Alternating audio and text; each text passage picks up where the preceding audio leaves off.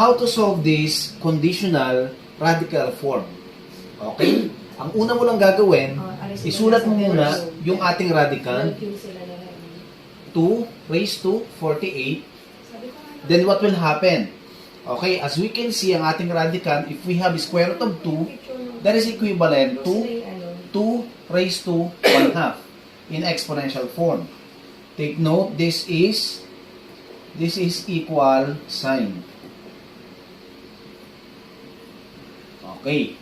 Now, if square root of 2 is equal to 2 raised to 1 half in exponential form, what will happen? This is 2 raised to 48. We're going to erase it. That is 2 raised to 48 times this square root symbol or radical sign that is equivalent to 1 half.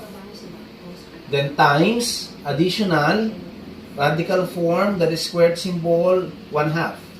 And we have the third square root of that is additional 1 half.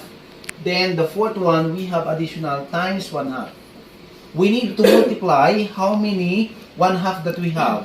4, because we have 4 radical sign. Automatic, the index is 2. Now, what are we going to do? Copy the base 2, then raise to 48.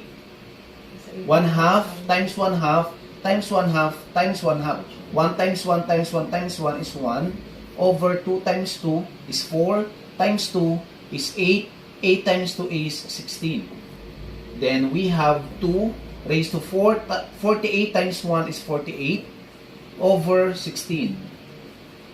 Then what will happen? 2. 48 divided by 16 is 3.